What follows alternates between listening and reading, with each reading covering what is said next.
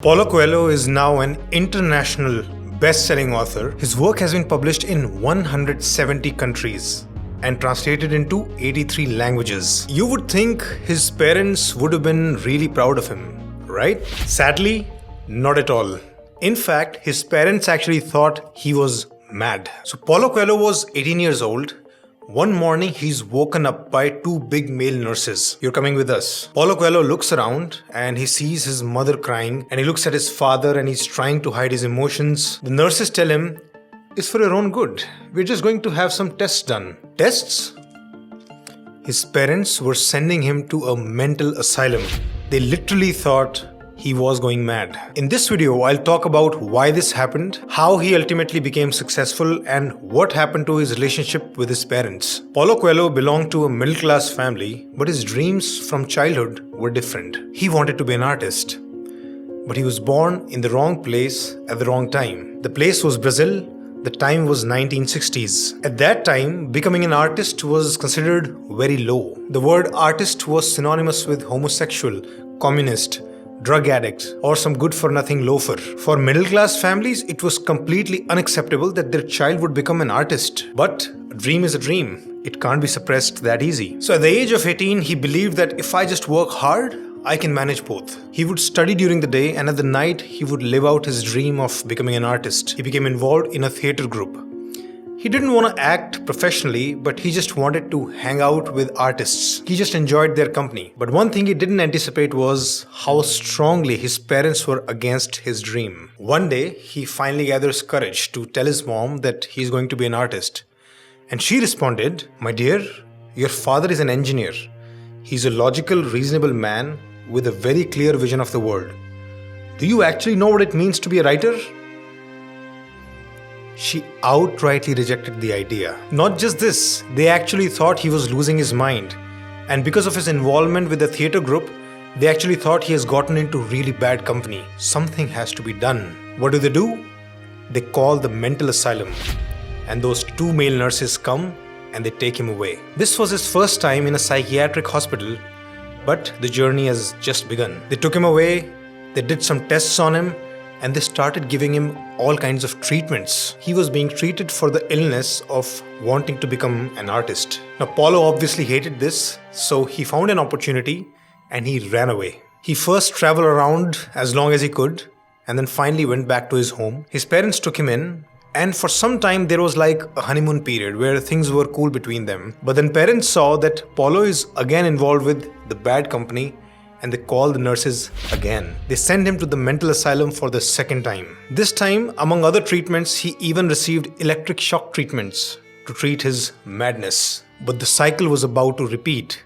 He again runs away, then travels around for some time, finally goes back to his home. There is some cool period between him and his parents, and then they see that he's again involved with the bad company, and they send him to the psychiatric hospital for the third time. This time, Paulo was beginning to think of giving up completely. One night, he was thinking about his options for the future. He thought of two options. First one, that I'll just become a writer, the ideal one, but that seems impossible. Option two, which seemed more viable, was to go properly mad. He starts thinking that, if I go mad, I would be supported by the state.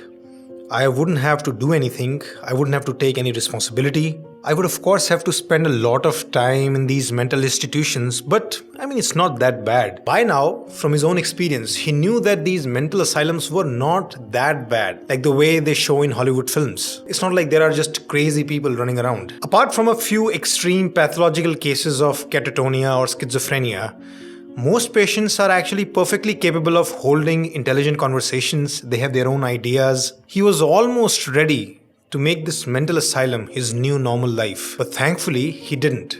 He ran away yet again. He of course goes back to home, but this time he notices that something has changed. He got into that bad company again, but this time parents are not threatening to send him back. They were probably convinced that he's just a hopeless cause and they would have to support him for the rest of his life. His big fight with parents was over, but he still had to fight with himself. By now, his life had actually become pretty dysfunctional. He became more aggressive, He stopped studying. He left the job that parents had found for him. He spent all his time going to theaters and to bars. In this time, he was writing stories, but every publisher was rejecting them. No girl wanted to talk to him because he was a young man with no future. He didn't even have any degree. So technically, he had full freedom to do whatever he wanted, to become an artist.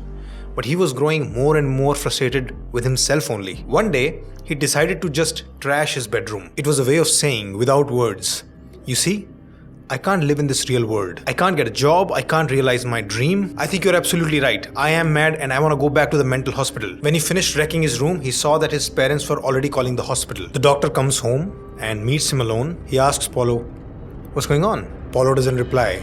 He's acting like a madman. The doctor tells him, "Stop playing around. I've been reading your case history. You're not mad at all.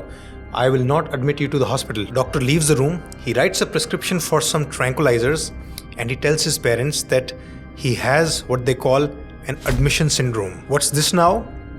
It's basically when normal people who cannot cope with life, they choose to be ill. For them, just being normal is just too much hard work. They would rather give up and be taken care of by somebody else. So his parents now really understood what was going on, and they never admitted him to the hospital again.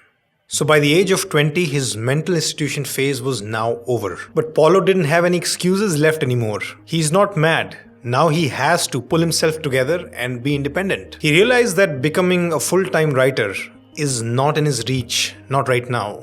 But he has to do something. So Paulo started a job working as a songwriter, composing lyrics. He even tried his hands at acting, journalism, and theatre direction. In 1980, he even got married. By his early 30s, he has a career and a wife. His life is coming back on track.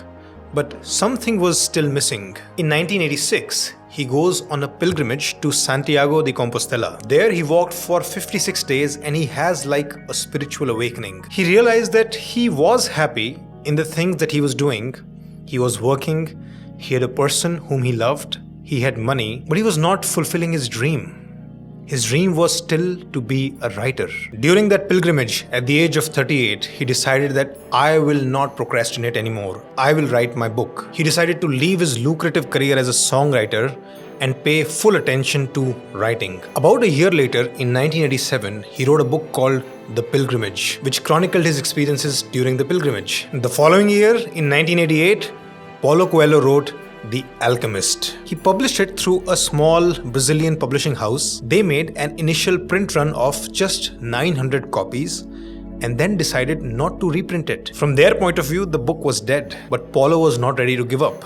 He found a bigger publishing house. And with the publication of his next book, Brida, The Alchemist took off. HarperCollins decided to publish the book in 1994, and as we all know, it became an international bestseller. So far, Paulo Coelho has published 28 books. Together, his books have sold 320 million copies. He now easily ranks in the most influential contemporary authors. From this story, we can of course learn the lesson of resilience. How a child never gave up on his dreams. He kept going, kept doing something, and found success after the age of 40. But today I want to focus on something different. I ask you, what do you think was his relationship with his parents in his later life? He probably hated them, right? I mean, if he did, we would understand. But interestingly, he doesn't hate them at all. In fact, the truth was that his parents hated themselves for what they did to him. See, once Paulo's difficult time during his teenage and early youth, once that was over,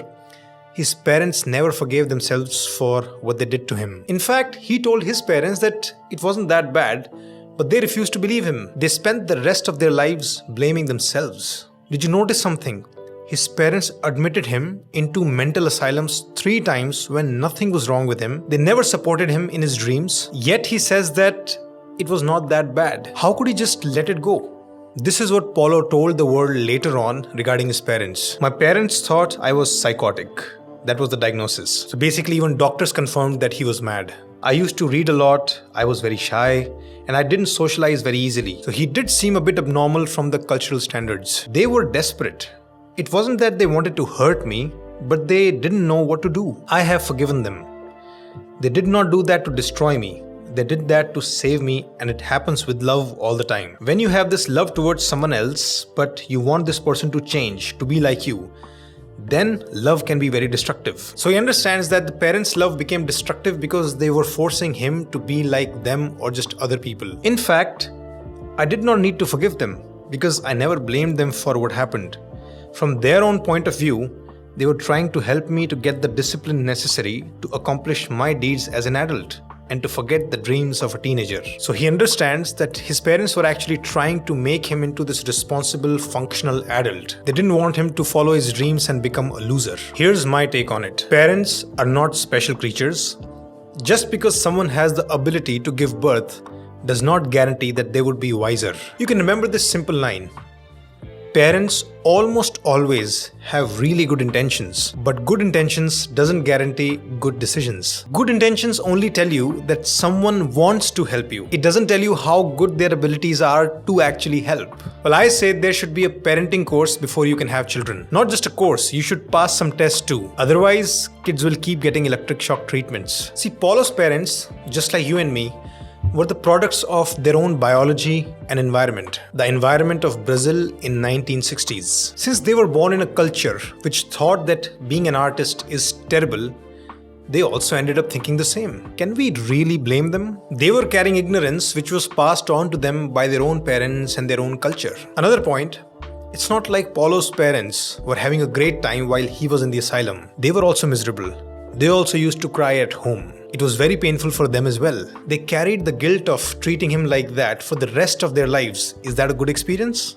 Of course not. So ignorance ultimately causes pain to everyone involved. And we all have our own share of ignorance. So if you want to blame something, blame ignorance, not people. Fight ignorance, don't fight people. I shared this story so that you can remember, if Paulo Coelho can forgive his parents for such huge mistakes, you can probably forgive your parents too. But does that mean you should just let them take over your life? Well, of course not. I'll quote a line from Paulo only on how you should deal with your parents. You can tell them, stop, I love you, but I'm going to do what is better for me. And at the end of the day, you are going to realize that I was right. Children should be able to pursue their own desires and dreams without the guilt of disappointing their parents. So you don't have to hate them, fight with them. You just do what you have to. And finally, a message for all parents. These lines are actually from Khalil Gibran, which Paulo has quoted in his own writings. Your children are not your children. They are the sons and daughters of life's longing for itself. They come through you, but not from you.